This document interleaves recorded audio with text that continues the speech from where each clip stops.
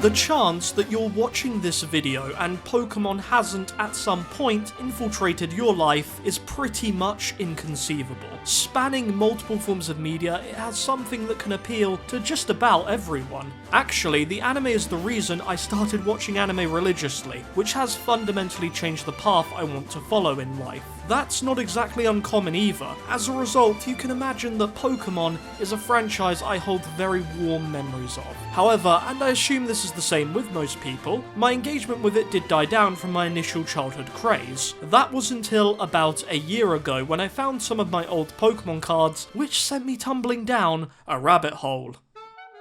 I started buying booster packs again, which turned into booster boxes, which in turn became more expensive products. And now, well, I'm completely hooked. The Pokemon TCG has become somewhat of a second hobby to me, and honestly, I'm glad I've been able to reconnect with this thing I loved so much when I was younger. The way I see it, these pieces of cardboard are art in every way that matters, even the modern sets. Well, maybe not Rebel Clash, but for the most part, they're great. Anyway, I wanted to talk about an aspect of the trading card game that I just flippin' love, and it ties in nicely with this channel, kind of. Full art trainer supporters, or the waifu Pokemon cards.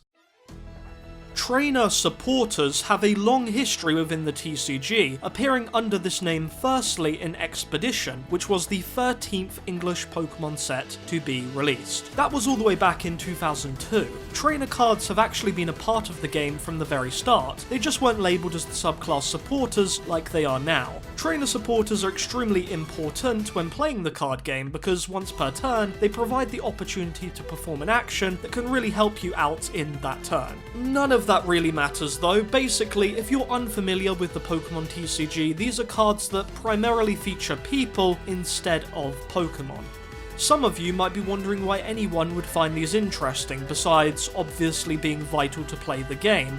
After all, Pokemon is fundamentally about the Pokemon, right? Well, as someone with an interest in the wider universe, I think my particular liking for trainer cards stems from them displaying vivid personalities. Take Sabrina's suggestion as an example. Her presence on this card instantly brings back memories of how frightening, serious, and controlled she was in the anime and games. With Pokemon, I feel each of us view their specific traits differently, so not all cards feel like they represent Pokemon as we know them. That's why I don't really care much for this Pikachu card, while I adore this one, because my image of Pikachu is cute and not particularly aggressive. So yeah, trainer cards are cool in my books. But I haven't even got to the best part. Older cards do have charm, but it wasn't until the black and white era of the card game that they got the makeover they truly deserved. That's right, for the first time in Black and White Noble Victories, we got a full art trainer.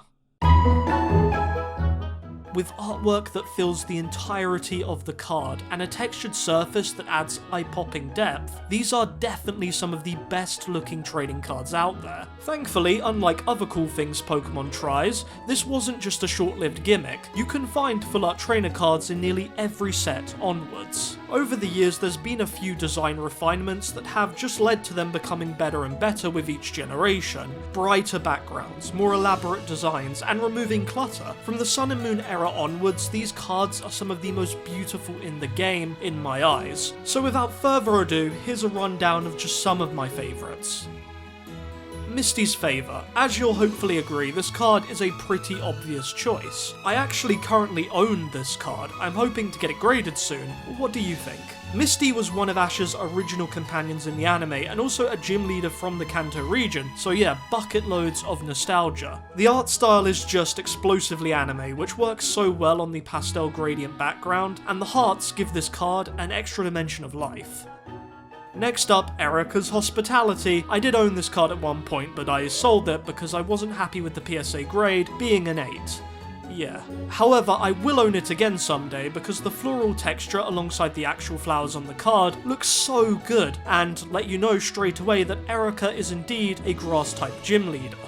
Now, in 2019, Pokemon did something new with supporter cards and introduced tag team trainers, featuring, as you can probably guess, two different trainers on one card. Sadly, this was limited to the last Sun and Moon set in English, Cosmic Eclipse. You know, I really did love the concept of tag team cards in general, so that was a shame.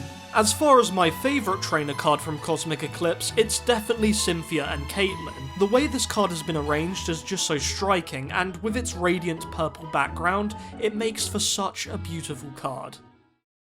For those with knowledge of the Pokemon card game, you might have noticed that the 3 cards I just brought to your attention are all from the Sun and Moon era. I think there's 2 reasons for this. Firstly, the changes made to full art trainers from XY to Sun and Moon resulted in them having much more collector appeal, and Sun and Moon was way more interesting than Sword and Shield has been for this type of card. I do think Sword and Shield has been improving with time. Take the Marnie card from Sword and Shield base set and compare it with her new look in Shiny Star V, for example. I think that Sun and Moon has all of the best full art trainer cards at the moment, but we're only on the 4th English set of Pokemon Sword and Shield, so I'm hoping good things are coming. Going forward, I'd like to see more lovable characters from the Pokemon universe brought to life through this format of card.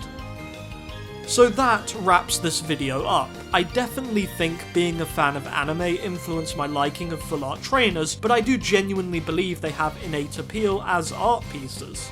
But their greater beauty lies in how they capture the features of characters I'll forever cherish. I've been Russ, and have a great night or day.